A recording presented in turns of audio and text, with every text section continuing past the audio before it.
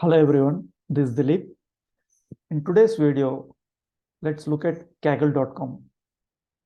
Most of you who are already into machine learning or artificial intelligence might already be using it. So this video is only for beginners who are new to Kaggle.com and who want to try out real world machine learning problems as well as compete with other data scientists that are out there. So let's get to the video.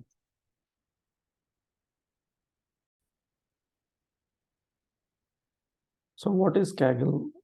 It can be said to be a practical ML application for data scientists. So this is the first time I'm using the term data scientist. So let's take a look what this data scientist means. So in the real world, there will be a lot of data which is unstructured. So for example, you go into Amazon, you do the shopping. So there will be a lot of unstructured data, what are you ordering and what catalog it belongs to, and where is your shipping location.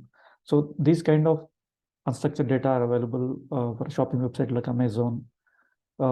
Similarly, if you go to the Google, for example, so what you are searching, at what time you are searching, and from what location you are searching.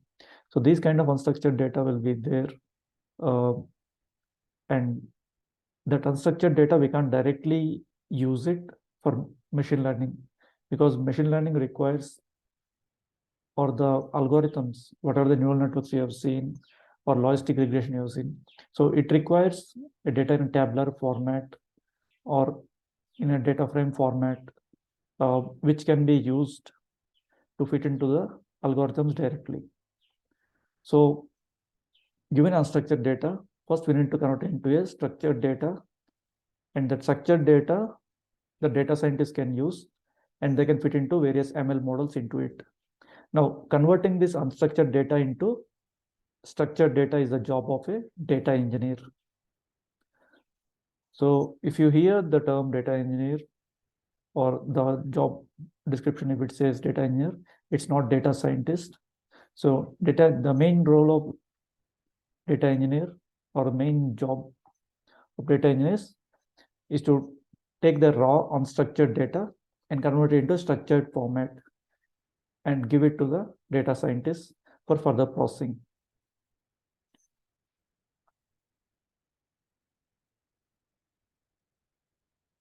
So you can choose to become a data engineer or a data scientist. It depends on you.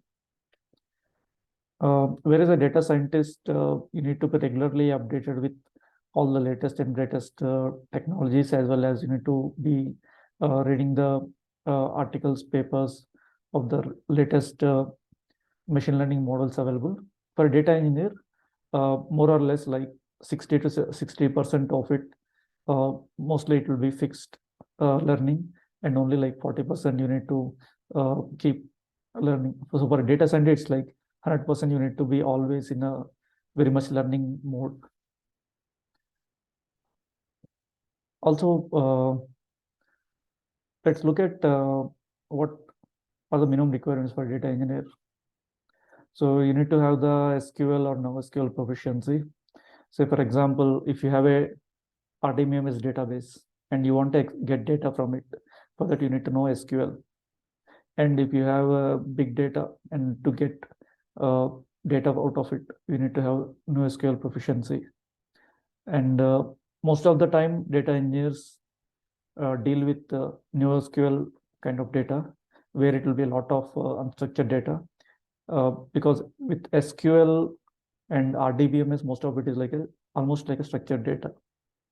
So most of the time, data engineers have to deal with big data or where NoSQL comes into play. And you need to know technologies like Hadoop, Kafka, Spark, etc. And you need to be aware of data warehousing and data modeling. So these things more or less changes like depending on the job you are applying. So for one particular job, SQL may be the most important thing, and they will ask you in-depth questions on the SQL. Whereas in the other for jobs, they can ask you about Hadoop and Spark, etc. But in the crux is the data engineer has to take unstructured data and convert it into a structured format. Now coming to the role of data scientist. So they need to understand the ML concepts thoroughly. So whatever you may take gradient descent on neural networks, logistic regression, or any statistics or maths behind it, you need to know the concepts clearly. And the second thing is, okay, let me keep pointing also while talking.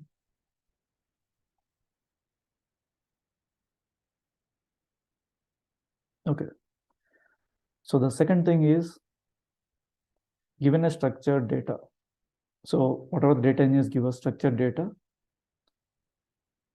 we need to visualize it to remove unnecessary elements. So this is otherwise called as exploratory data analysis, where given the data, we need to think of it in such a manner like whether these features are really useful. So if you remove these features also, there is no harm in the final prediction I'm doing. Okay. And adding weightage as required. So there can be some less important features and there can be some more important features. So what are the more important features are there? So for them, do you need to give more weightage? So ultimately, machine learning is given the weights and the parameters. Parameters or weights are the same thing. So given the parameters, we need to derive a model from it. Now, to give more weightage to some parameters or give less weightage to some parameters, so that's how the crux of machine learning comes in. Okay. Now, this is obvious. We need to have coding skills in Python.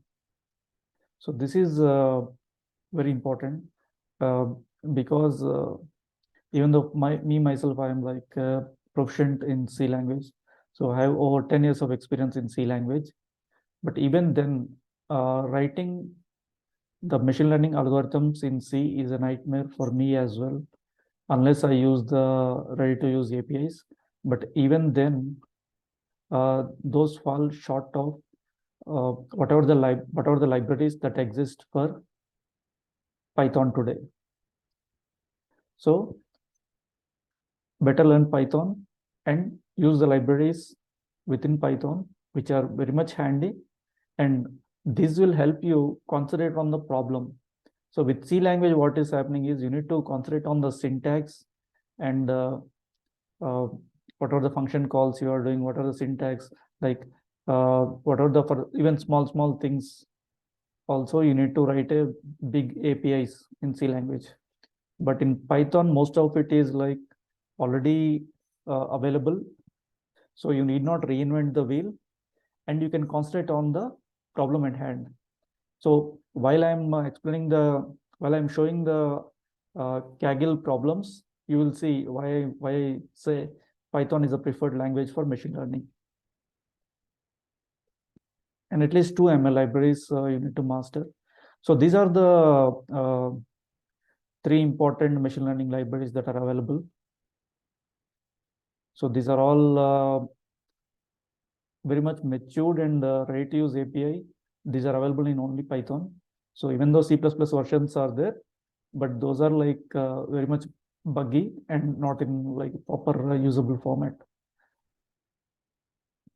And you need to know at least two of these libraries. Okay. So next thing, given a problem like in Kaggle, we should be able to solve it using the practical ML knowledge.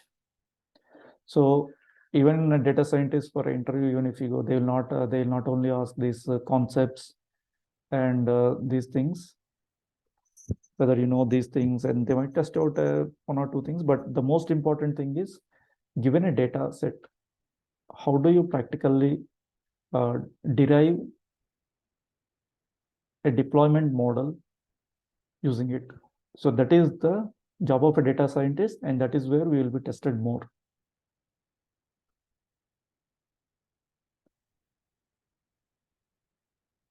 Okay.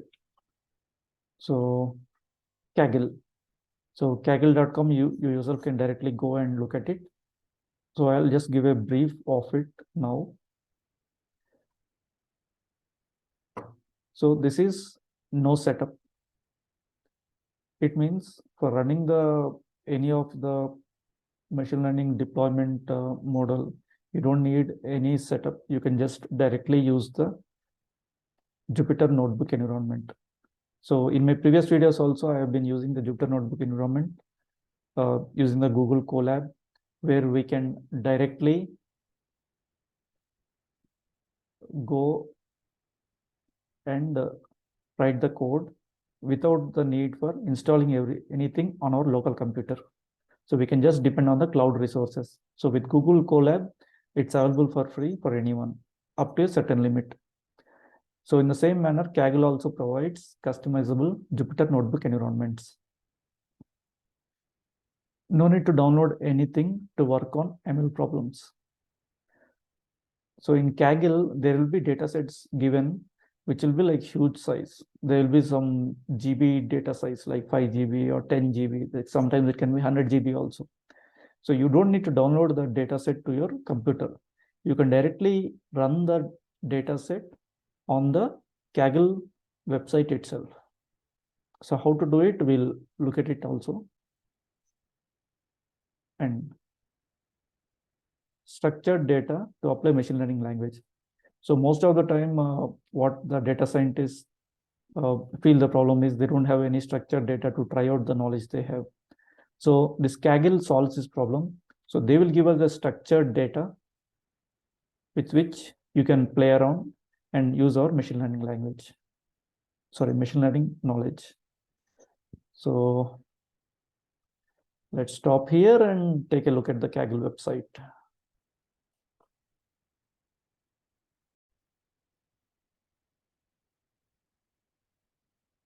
Okay, so I'm showing the Kaggle website to you in the Safari browser. So I'll just quickly show you Kaggle.com. I think it opened something. Let's go back. Okay, so this is a Kaggle website where we can register using the Google account and right away start working on the problems.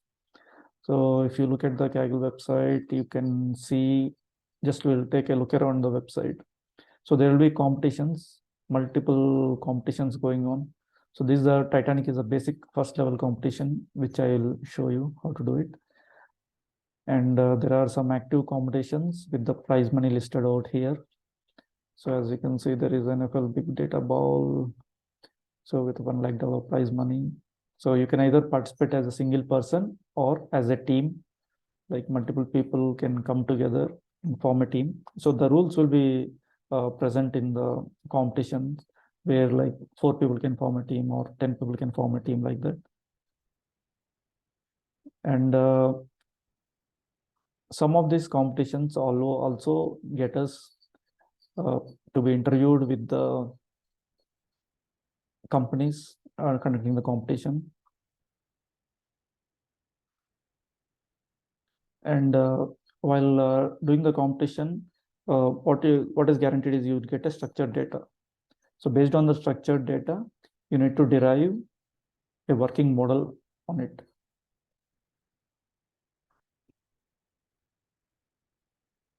And most of the time, say any problem you pick up, so there'll already be people working on it. So you can see their code, like some of them will be publicly sharing their code in the competition. So you can get inspired from their code. You can learn from their code and improve on top of it as well. And there are some community competitions. Okay, so let's look at something else as well. So there are discussions as well. So discussions is the most important thing. And in discussions is where you learn more. So any problem you pick up, okay? So the competition will be going on and there will be discussions running on, like how we are doing the analysis of the data and what is the best way to get more out of the given data. So all this will be like someone will be discussing about it. and you can post your questions and get answers from it. So this is all available in Kaggle.com. So I'm not in any way affiliated to Kaggle.com. Just from my experience, I am saying all this. Okay, so let's look at the first problem, which any of the people using Kaggle will attempt. So that is the Titanic problem.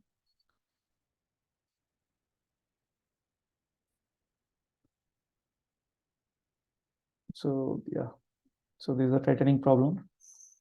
So here, as you all know, this Titanic is a real disaster that happened in 1912. So given a data like the people who are on the Titanic, their age, the fare of the ticket, their sex, whether they are male or female, depending on the input data given, is it possible to predict whether some set of people have more survivability than others? So that is the problem which we have to solve here.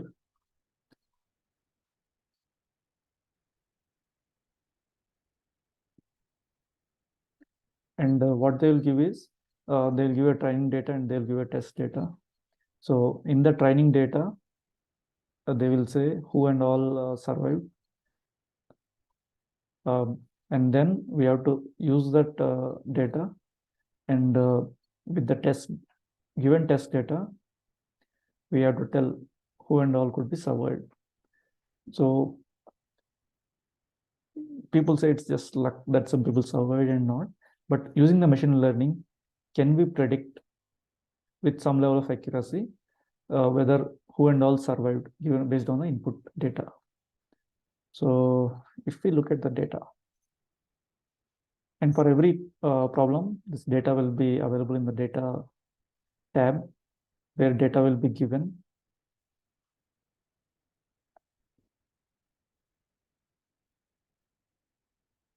So training data and test data. So these are the set of features that are given to us. So which port they embarked, like so from where they started, and their cabin number, the passenger fare, the ticket number, whether their parents or children are in the Titanic, whether the siblings or spouse are in the Titanic, the age of the person, and the sex, whether it's a male or female, and the ticket class, whether it's first class, second class, or third class ticket, whether they survived or not. So this is the training data. Okay. So in the test data, what they give is they give all this data, and they will omit the survival. Okay. Now we have to determine whether they survived or not based on the training data. And so there is a passenger ID also there, but it's not listed here. So passenger ID is like uniquely identifying that passenger. So passenger 1, passenger 2, passenger 3, like that. Okay. And here they are given one sample submission file. So gender submission. So here what they assumed is um, whether all female passengers have survived. Okay. So that is also a probability. So consider all female have survived. So even that has some what do you say, score. So even that has scored like some 50%, it is accurate, 50% or 60% it is accurate. If you just assume, if you just don't do analysis, if it's a female, just put as survived. So even that has a, I think, around 50 or 60% accuracy. So let's look at train data. So in training data, you can see the passenger ID,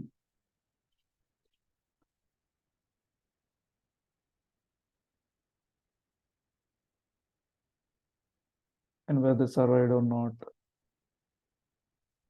and what is the class of their travel.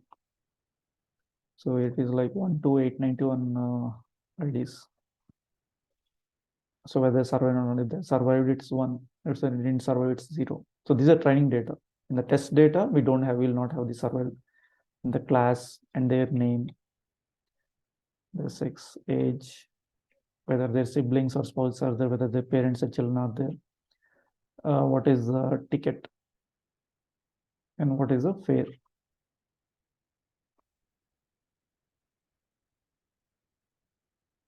And this is the test data.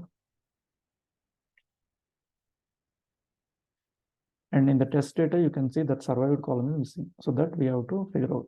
So in the end, our submission should something like similar to this gender submission, where we need to give the passenger ID and whether they have survived or not. Okay, in the test data. So I think total around 1309 passengers are there. So initial 891 passengers, they have put it in training data, and remaining they have put it in test data. Okay. So let's look at, so first we need to click this join competition. So I already clicked the join competition and did the code as well. And one more thing is just we'll look at the discussion as well. So there are some tips for beginners, and so this person is getting a 0 score. So he's asking what to do. Some things are there. And there is a leaderboard. And whenever you submit, after writing the code and submitting the CSV file that has how to submit the CSV file, that also we'll look at it.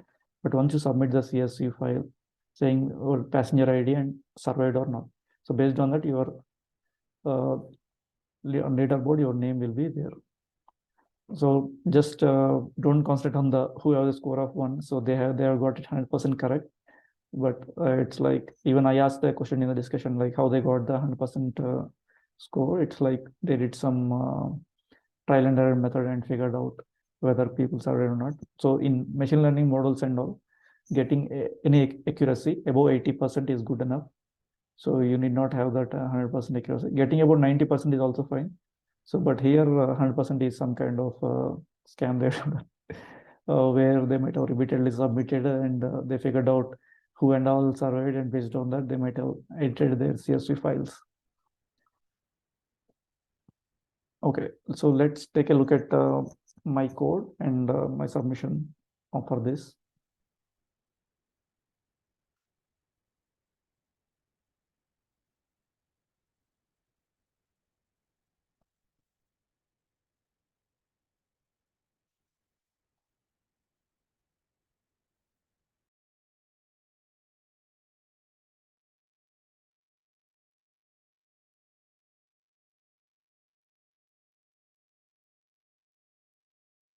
So let's look at the Titanic problem. So now I have logged in.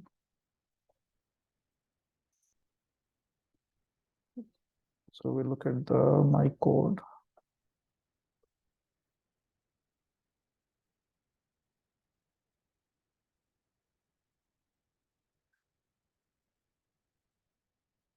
Okay, I think I already opened it in the next tab.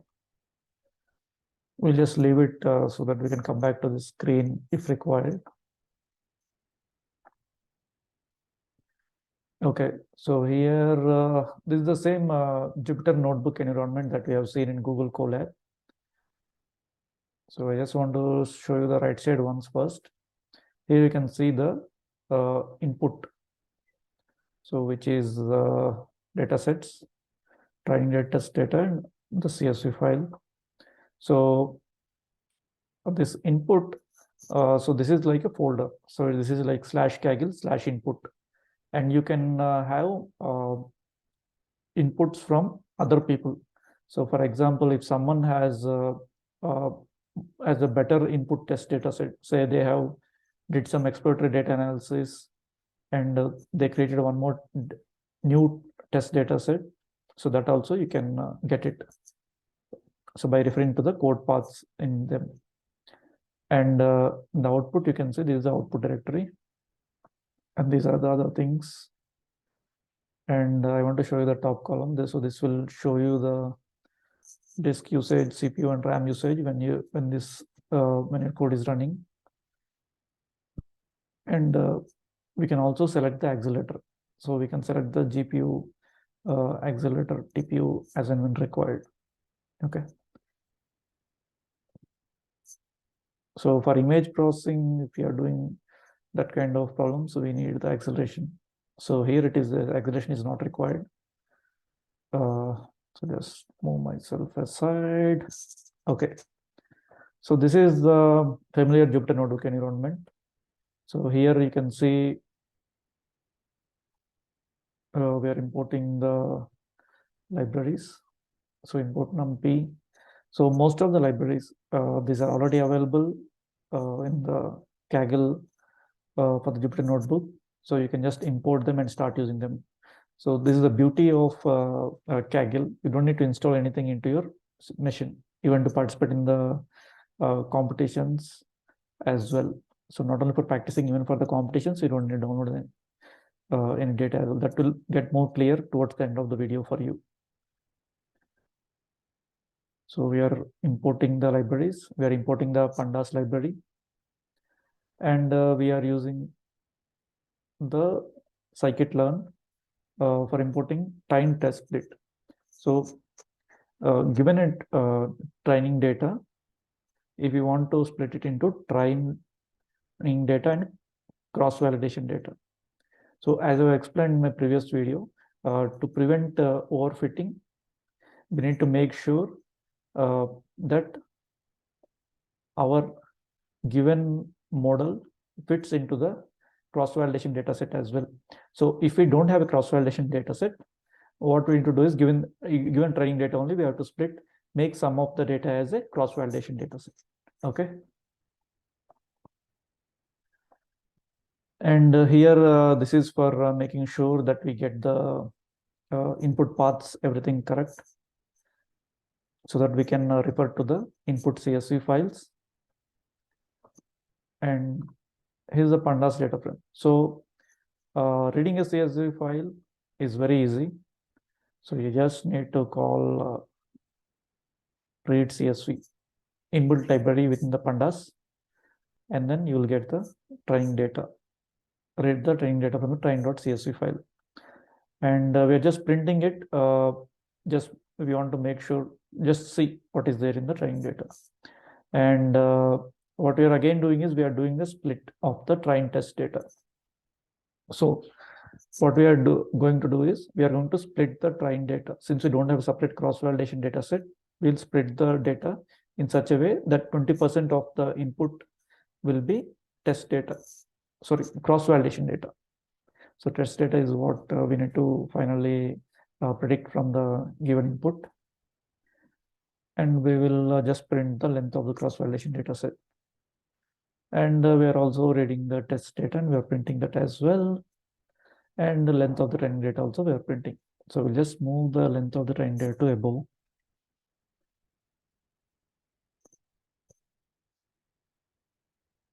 Okay. So now the whole training data size is how much? So we already seen that training data size is 891 records. So passenger ID 1 to passenger ID 891. And for test data set, it is from passenger ID 892 to 1309. So let's just look at the train data, passenger ID 1 to 891. Now 20% of this will be cross-validation data, and remaining 80% is training, will be the actual training data. So 891, we'll split it. We'll see how much is split.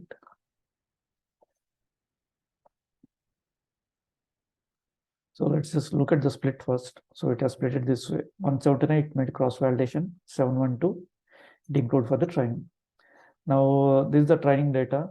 So this initial indexes you can ignore. This 0, 1, 2, 3, 4. These are just added by the pandas library. And you can see the passenger ID, which is the actual passenger ID. since we printed the head, so it will print the first 5 records and whether they survived or not, which class they belong to, first class, second class, or third class, their names. So we can see different names: Owen Harris, John Bradley, and sex, whether they are male or female, and age, and whether the siblings or spouses are present, and whether the parents or children are also present. The ticket, so this ticket name, you can see it's alphanumeric one. The fare means what is the price of the ticket.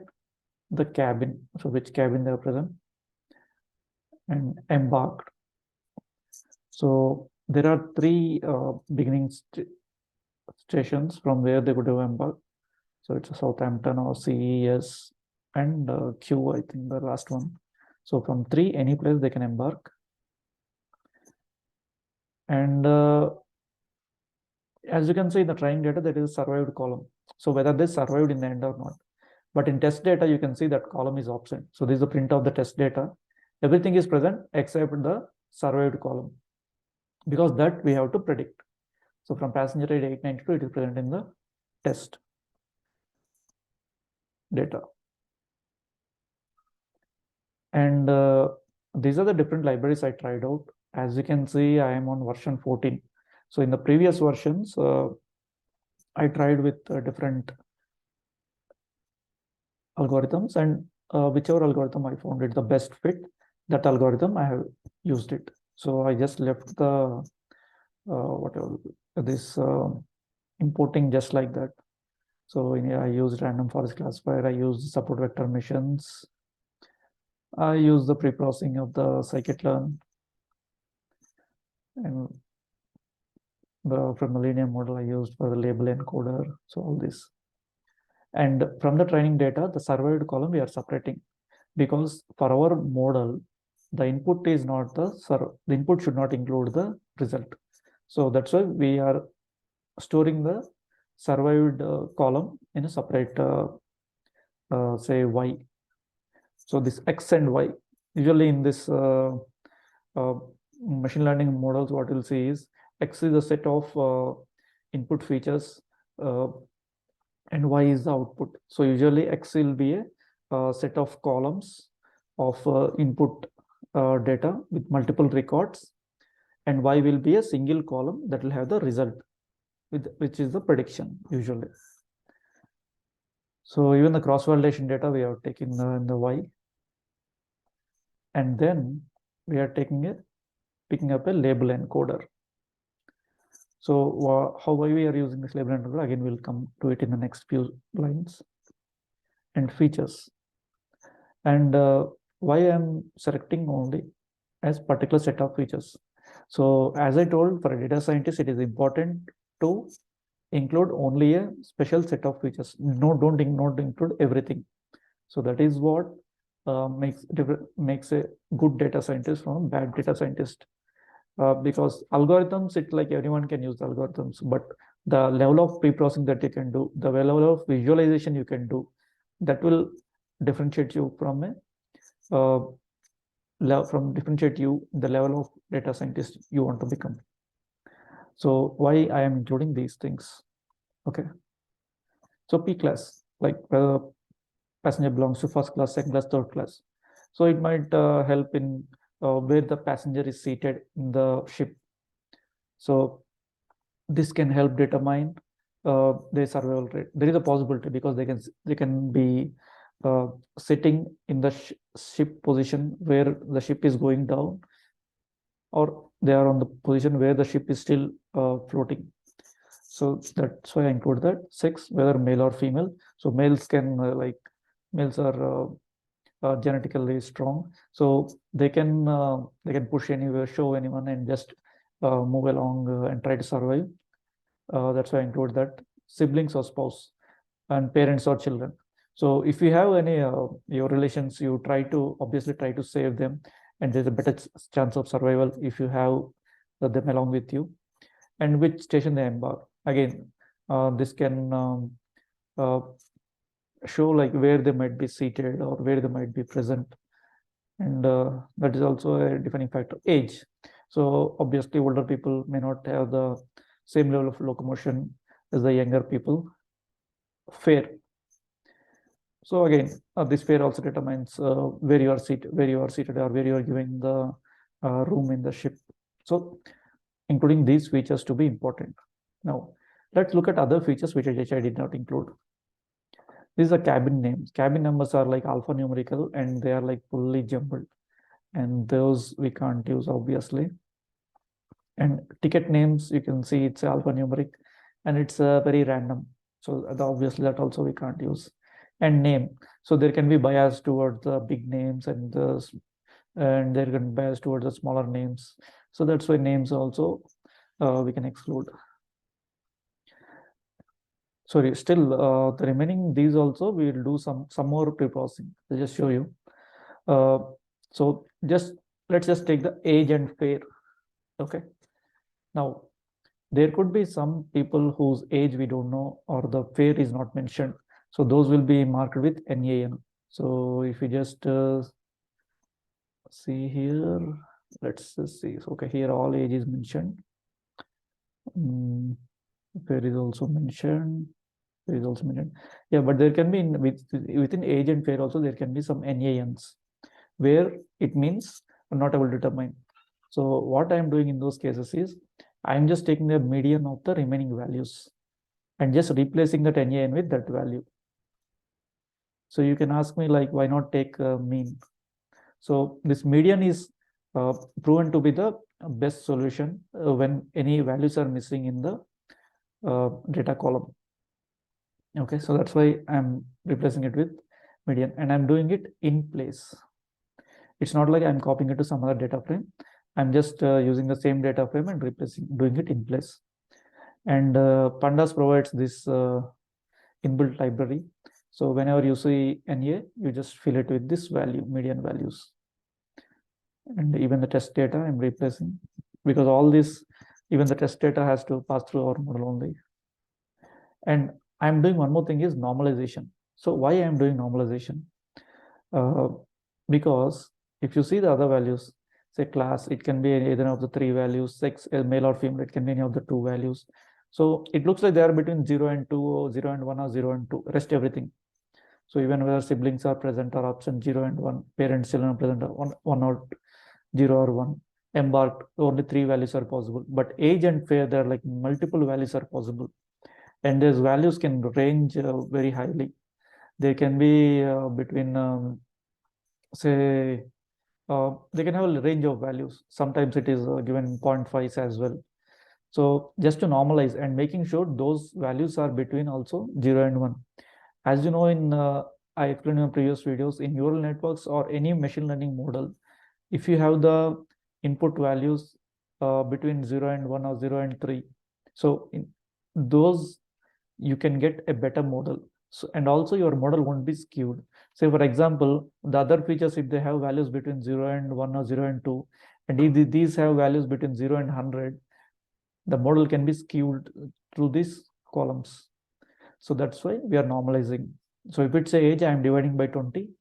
And if it's a fare, I am dividing by 75.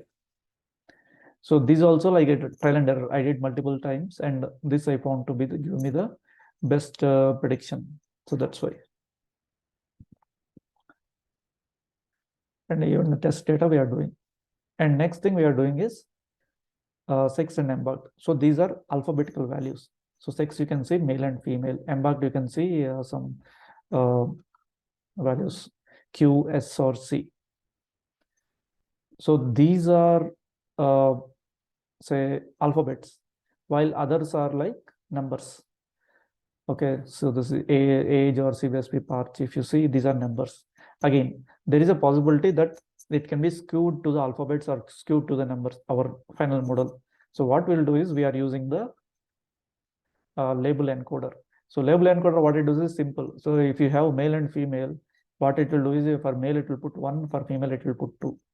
Okay, so if you have three values, say for embarked, we have three values, S, C, and Q. What it will do is for S, it will put 1 value, for C, it will put 2, for Q, it will put 3. So that way, all our numbers and our job will be easier. So that's what we are doing here. So fit transform, what it will do is it will determine and it will replace the values. And once you ran fit transform once, means you want this LE has understood how to encode the labels, and then you can directly use LE.transform. So here also I can use LE.transform, but I just use LE.fit transform again on the test data. And again, I am printing the head value, printing the head. So after doing the normalization, encoding, and filling the India values, we are just printing the head and just see what are the values. And here some more things I am doing. This line you can ignore. So again, what I'm doing, even though I can use the pandas data from tier, like I can just say use only the features column, you just use it. But just to be making sure like the original data is not lost while processing, I'm just putting that data into X, input data into X. So now we have the input data in X, and output data, we already stored it in the Y. Okay. Y underscore z, Y underscore test, we don't know, we yet to determine in the predictions. So now, so these are just few lines where we are actually calling the model. So what we are doing here, so LM, what does LM stand for? So from the linear model, from the SKLM, we are importing linear model as LM. And from the LM, we are using the logistic regression. So first we are, if you're familiar with the C++ concepts, is like having an object of that class. And then we are calling clf.fit x comma y. So it will build a logistic regression model based on the input x and predicted output is y. And after it created one model based on that, I'm using that model to store the predicted results into the predictions. Okay. Now, also there is some more API we can use to get the score. This is nothing but accuracy. So given X, how the model predicts Y. Given X underscore CV, how the model predicts for Y, Y underscore CV. So for cross validation also, we are verifying how much accuracy we are getting. So let's run this as well. Okay, try. It's very fast. Yeah, linear regression and these are very fast when you have the less number of input features. As you can see, the values have changed. You can see embarked has become 0. It replaced with 0, 1, and 2, the 3 values, and 6 male and female replaced with 0 and 1. And some more things here. The age area, as you can see, it has normalized it to the between 0 and 1. In fair also, it got normalized. Okay, I think I ran it twice. Maybe that's why age it is showing that very high values, but usually it will be like minimal only. Okay, let me run it now. Yeah. So this is what the age. So if I run this again, it will run the pre-processing again. And that's why we are seeing very high values. But yeah, usually we are making sure age is also between 0 and 2. And fairs also. So all these values are between 0 and 3. So this way our model is good. And we can see the scores as well. So on the training data, it is called 80% accuracy. On test data, it is like 82% accuracy. So that's a good model. And then in the next step, what we are doing. So in the next step, we are creating a new data frame.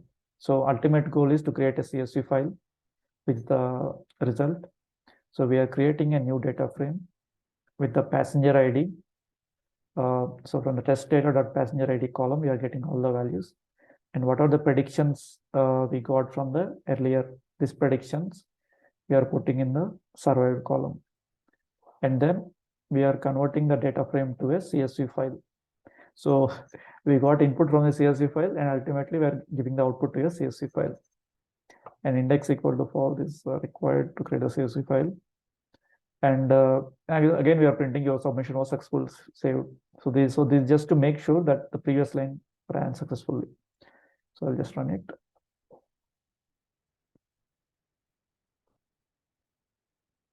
I think some error in the backend. Okay, yeah.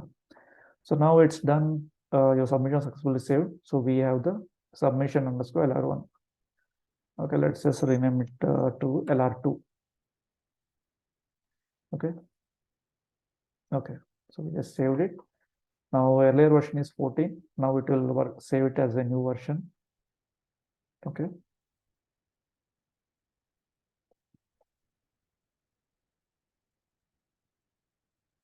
So now what it will do is it will run the full notebook as one single Python program. So it is running. Let's just go and see how it is running. Okay, so it's running. As you can see, all the outputs we got, we are printing here as well. You can see your submissions.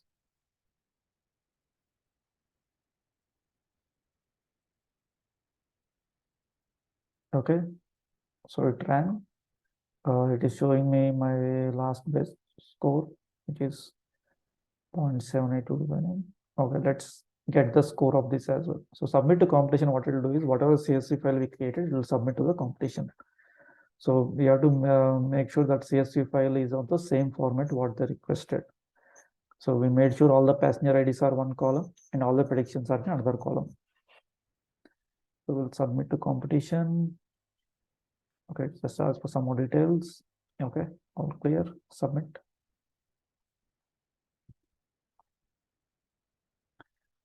So it will just show me my leaderboard position.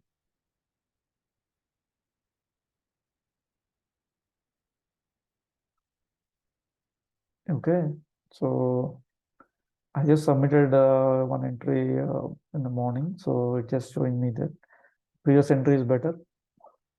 Yeah, but previous entry also I use the same data, same model. Only thing is, as you know, that machine learning models, they are not predictable. Like every time you run a model, you can get a different level of accuracy. So that's what happened here. So I am some 11,000 rank out of the total 14,600 entries. Okay. So now that's that. And yeah.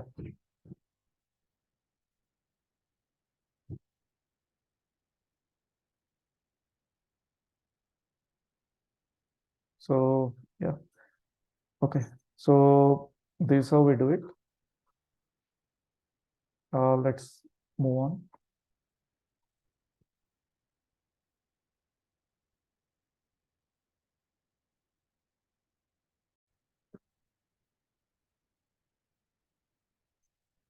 So this is how we do it. And we can see the discussion board as well. It is more from the discussion board. We can learn more things.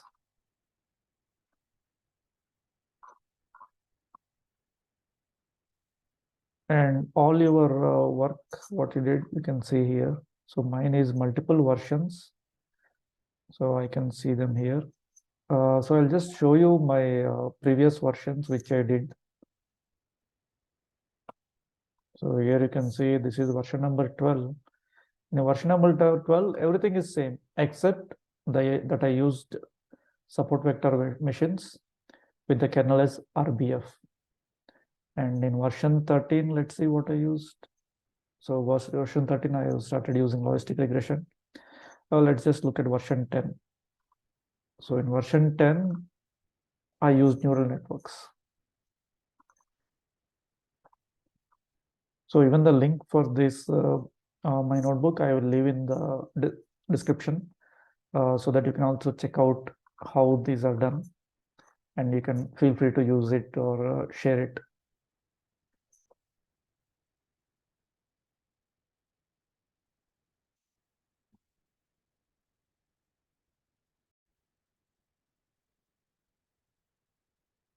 I also participated in one more competition, which is Amex competition. So where they have given us the credit card data of the customers, or whether they have, or what are their bills and whether they have timely payment. So those things are available. So this is the input data that is given to us, and we have to find out whether a customer will default in the future. So this competition, I believe, has ended. Yeah. So 2 months ago, I was participating in this competition. So this is what the prize money. So total, I think around $1 lakh prize money is there. This is what the split is. And we can also see the leadership board.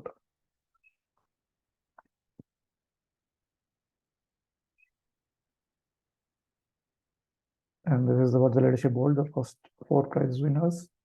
And you can see that second is a team of 4 people. The fourth is a team of 6 people. And what are their scores? And here the interesting thing is they gave us the test data to test out our score. And the final for scoring, like for giving us the ranks, in the end, during the end of competition, they used a different set of test data. So even if someone who has did some scamming or something with the test data given, they cannot pull that test data, which is secret, which is run only in the end for the ranking purpose. So this is what the entries are. So these are the prize winners. And yeah, so this is my entry. So I'm something around the 4,269th rank out of 4,800 people. And my prediction is like 73% accurate.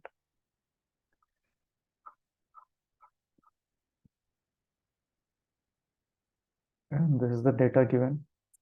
And here looking at the code, okay, so I just want to show you like how participating in these competitions is helpful for us. So before this competition, I don't have any idea about the there are different formats. So I'll just quickly show you.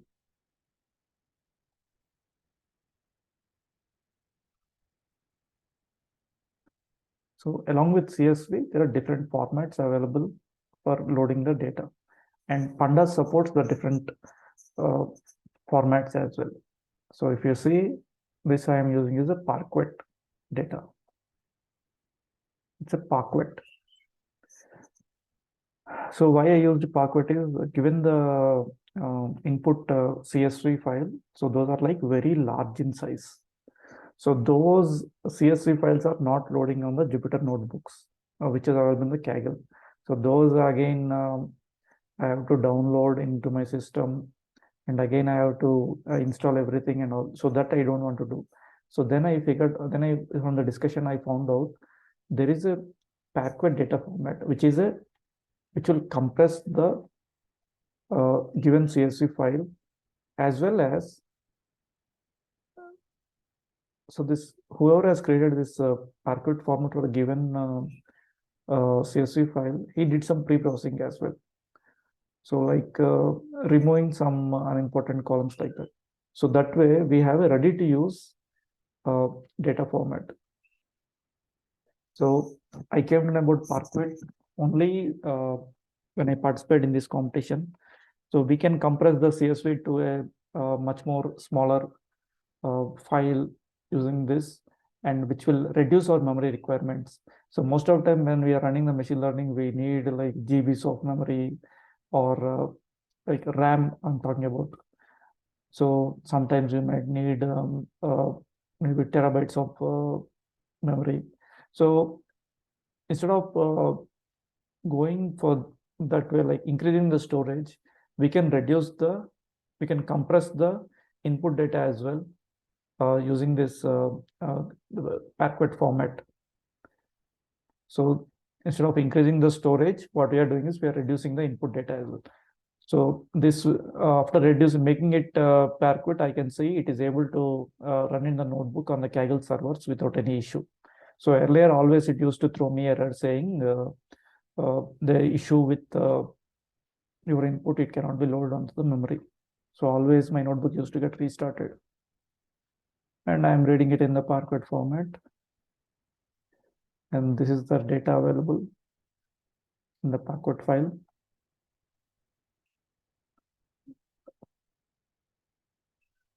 So here I'm doing some kind of some group by I'm doing here. I'll come to that. What is that group by?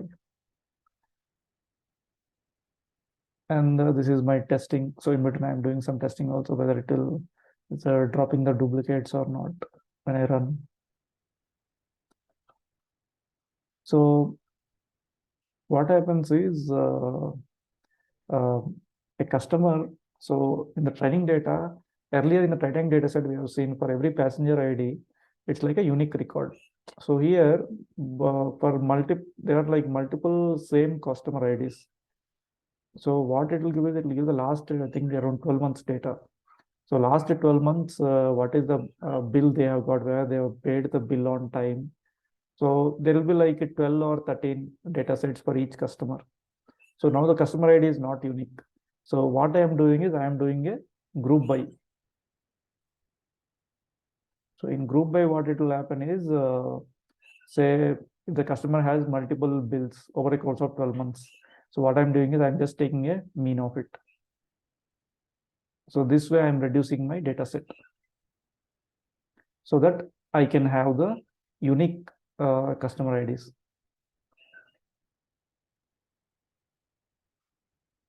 Ultimately, we have to take the, like from the test data also, we have to take it, we have to do some operation on that, because we can't have the repeating customer IDs. So we should tell this customer is whether he will default or not.